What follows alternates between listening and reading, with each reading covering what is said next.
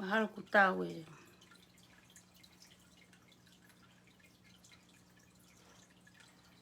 Ko kaka whangaloia tau he foi antena o motu ai e laivia. Ko me pita kuneti during that day, that's why I mostly do my live here night time. Ko hunga ku kake whaasai ne ti during that day ko me pita. O siki he, e pe po ulele hao, o e pe foi po ulele iau. O hako. O motu e kulaivi. Ai ko anga ko kuneti he taimini o kuhange ia ko motu a mohe tō ko ko nau tano aki ai. E ai pe po ia ulele o si hawaii wai ia. Fo ike, sai autope kulaivi o lele hao. Kake motu. E ai pe foi po ia kulele a konu motu ia hange konu ke po ni. Ka koe hange ko whatala noa. Koe hunga pe nusi a koe pe fo kau ki kau mataki a. Hange pe ko talat ki mua. Ko kulaivi, ko tohi fo pe o se fo isea private ia koe ki lavasi o ki ai. Ai koe ave koe ke kau analyze o. Ave koe ke nau tafa aki, he. Ako lau koe motu ala ki, that's my like. Ko mea ko fie mau, ko mea ko sa ia au ki ai, he. Ai ko uhinga e ko whai mau peo ki nusi. Nea ngu koe ke uesia hatahia moutou ngai family pe ko ngai funga waka pe ko ha e moutou e fihia he tupe. Ka kuai pe ki taha ia he, o hange ka tu ngalo. Kan hau peo mao ne ki mea, lele mo ia. Ko ne tau pe ki he, tano ai ki kau sotia. Nau auha mai. Auha mai pe ko hau. Whanongo ko toha tau fo ilai vi ko mea kurere ko tupu ko au ko lau afe. So ko tau ki tau si te unga pe tau tau. Ko hau koe ki lo koe taha. Ki asi mao e ki fo ilai vi le raki. Ko na ku ose lai balo se nau auha mata utu. Mosio ko tau mua ka hu ku whaia te mea wha afe. Ko kau sio ia koe e kau ton tupe. It's not us. Ko tau tolu benia ki kau follower aku mo ki. Family pa mo whainga kone o popo ki nusi. O tau toko si whi unga pe tau tonu. Kone alo lahi koe, ko ngā koe ki tamai unofo pe loto ki pēsi. Paku, tamini tamai to ta lose ko haya ko tange. Don't worry about it. Why you have to worry? Ko ha anga malanga ka mo tolu you guys okay. Ko whi mau ke ale malanga ke a o ke tawhaki koe ko ngā ke aonga. Oh, okay, whatever, but I don't like it. Don't worry about it. Let me do my own thing. Let that person do her own thing. He or she, toki ha ave kulaivi.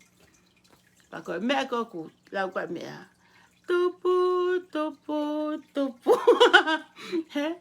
Utale rila. Awa, na moto alu. O, sio he ne kulaivi. Mo anferene alose, he? To alo se pa mi ene o te moto fereni to alo se fele u me utalangi elila ka ka elo mo ke fereni mo lo se elo ka to la ya te fainga one friend mai na to wow ka ku sai fo kia ka nga ka si accept pe fainga ko ni ke kan confirm ba te fainga na ko fereni mai pa ko ilo le ba nga ta nusi ko tau to lu ya ma ta ki kata ma ta ki ori ia hangi ko ha ta ki happy hour pe tau tolu he. Ko mea ko oku si ange. Ko foi ao ngā ia no ave koe ke tawha aki ko e taha. Pa neo ngo hange kon ko pulau. Ko ngā whekau na ke mau haku kakai ako whakaului ai. Me ko foi ao ngā peni e kupapi ko ilo i kona e mo ui e kupapi ko ni e kuwha e mo ki te hina kona te ke kau ke ngongolelei. Ma ko kupapi whakaului pene. Ko tu ko taimini ko kuiwi whakamalanga ko nei ka ke lava whai ko ngai whekau e toki la ko atu ia heni ta ko ne Facebook ke ave ke whukau siasi ko ne mau tolu ko o nau kei whaka holo ko Facebook so ko nau mala e nau kape le a ko wike kau tak mau siasi that's a really big mistake right there. Ko foi wrong move ya ko nau fai he pe ko hasiasi pe ko funga vaka pe ko ha fai fekau ko te ava pe to ngutu te hange ko manatu ko ne to ko ki tua te foki mai ko ne ko vi te foki mai ai ne te rea puna hele si kakai tai me foki ko ki loto ke tai me ko te kulave ko ai te mi fa foki mai no hange koni ko ere lo feao. Ia whainga e foki mai o hae foi ere lo ia tau he foi volo o to e foi volo e kiloto hange ngongo he hange ha moa na elo oa. Ka whaatu tamaki a koe e tau nofo ke tau. Ka pau o kuiaha palopalema o talanoai. Talanoai pehe mo o nimo totonu. E kai ke unga pehe koe ngahi tu unga lakanga o kuiaha kau takimu aia. Ke nau ilo whai hala ka tau pehe pehe oe aihe kunga koe ha. Ika o kuiaha totonu au ke lea ihe mea koe ia. Ka pau le hange koe ni ko fai keisia koe ni. Lea taki ngahi takimu amu ngahi potsi asi ke malu e whangasipi. He ko nau whatongia pe. Koe ni, ku kape mai fu ware kai tae a koe ni. Atirila, pe mo whea. Whea mo rila. You know what, I have a right, ke say that ka moa. Ila moa, koe ngo fu ware kai tae ki moa. O kusai kape, whanki kape maa pe, ya homo ngai fu kape ware rea koe na upai hole Facebook. Mo wope o mai kakai, mo natula tatau, mo matatatau, mo tupalaku tatau, ma tuku mo fu pesi, lele ai pe ai mo fu whaka mala ia, to lele ai pe mo paku afi, e afi ia moa. Sooner or later, whiao, kira aha te ke mate ai, kau ko he mate whakaofa. Ia aha te ke elo ai lila, kau ho foi elo au ia he foi whakaori atu. Ka hau inga he kai ke alata tahe kau wheni kone nusnusi ki hao mea. O ke pehe alata tahe tong tu pe, no way. Koe ka pe tae pe tala, koe tai me tuku hake aha te ke elo ai.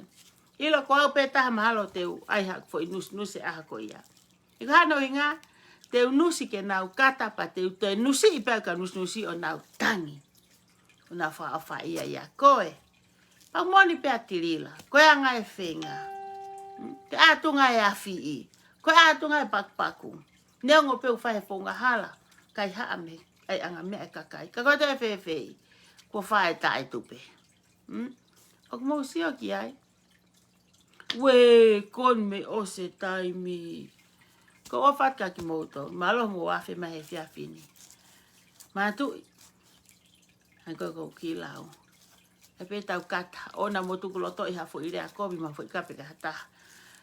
O te whakau koe ka hataha ha kurea. Tarai pe koe taha koe ia mo hu ke pesa primrose ke mo whanonga tonu pe ai. Ko mea seki he. Mate tupe. Seke special hot dog ako na tong ke pai,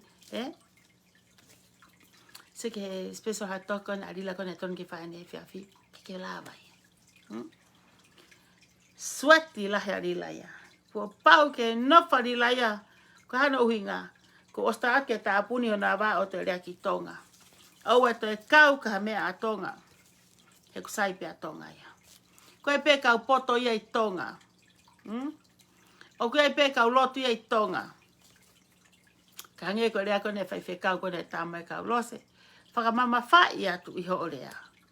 Ki tonga ke kau whai whekau koni una hako tāpua ki e mea kai hao a te lila.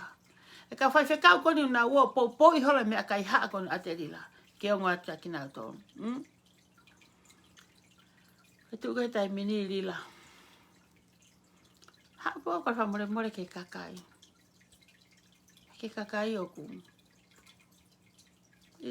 O kai ke too late ki kota more. Ta ofi he rila. Sako ni ke te whenga i ni ke te ate fu kilu. Ta kilu no mano. For what? Ko ai ke ha. Ke ai me alere ke ave ki whe. Me alere pe kakai ia. Kona ku kape mai motu aka le seri solofoni. Ku hai me alere tai sere seri. Ko me alere utari ke tānaki ke mai seri ni ke kumaki. Ka koe pare me alere. Pare he lori. Tai motu a. Ta e tako koe keha me alere ka uhela ia he alo. Whafo oi kulai seni. Le sieri. So he foka koe. Koe kau asleriana nau kape koe. Koe hau koe ia o whenga ke ata mai. Ko ke Take COVID, I get my note at that COVID. But you don't want to take that. You know, Losse? Oh, take it, Losse, at that COVID. I'm taking it. Go lava pass. Swallow it. Also, I can sever it. You ass. You can't. Mo kape make hok family mo mea. Kai tari fia pelos. Eu no hinga. He ku ke he mea mu whamatala me mea ko ku hoko ko family. Ka mea ku o ai e ku rea ka koe. Kona te ke tu tue. Sef ka koe. Maha. Kai ke mohe lele hotu suka, lele hototo. He loi be whoko taine a koe ka koe. Toho taine awe ki whare mahaki. Ri mai mea me whare mahaki ko ia ki heni. Te whakahega maha taine heni ke awe ke sivi he toke tā alo sei Amerikani. Lue re vai ki whare hopo ai. Koe mea le seri mea koe ui koe tau lau. Ile tau kape koe ko toi mau me i whē mo whē. Ka hela ia. Ke sia homo lau mai koe ke tamasiko ne awe koe pālangi. Koe ko hapori o ia. No, that's my son, Benjamin. Ngai aho ni au risiti pe. Ngai aho ni au lai tā pe. Ngai mea katoa pe hau. Proof mai pe. Lima hau mea ki loto le seri ke tala mai mea kone au ke whakamatala. Kau hanga atu watu ngai mea kone koe tano aku momuti. Mai ki nickname ko muti ko whau i ako. Ko ilo pe ko ose taimi. Ma ko ilo koa ko ose e ku fo inusi pak si tamai ke sia mai ko ki mata ke sei good night mai ko ofat ka moto. Fa amu pe iai pe haki mea mahu inga e to atu ke tau mohe ake pon. Papau ke ha mea mahu inga ia mana tu pe ko ki mata e ku kata pa ke kui poko fa kau ke fo i kata. Pe os pe pa ose pe iai. Awa pe te mo mau ha ke whiawherei, ke mo tatoka, tau te tuha ka pongpongina. O hoka te ngahi ngafa, ko tuka ki tau tolo, tau ngahi family. Ko tā maa whakapaya ngahi o tumuri, ko ngā pe koe whenga mo tau ngahi family. Nea o tā maa family o tumurini, kau te epe whoki mo ngahi family i tonga. Pea kou pehe, ko tāpua kia ka ki tau tolu, tau ke maa tau ngahi family tonga. Unau lotua mai ki tau tolu. Hange ka whimo tua koe ni. O kai peke mai mau taimi lotu he sāpa. Te ko tuku at piau o stomu i ke mau lotu. O se taimi lotu ia. Ka ko ilo ko family koe ki tonga. O hinga ke mo ui koe ngahi lotu whai mai te kina tonga. He kai ke ulau hingoa ko ilo pe good night mai whangan i mo whahoko ma mo ofa ilo ton kia te au. Ko ofa at whaka ki mo tō mo whamalo at.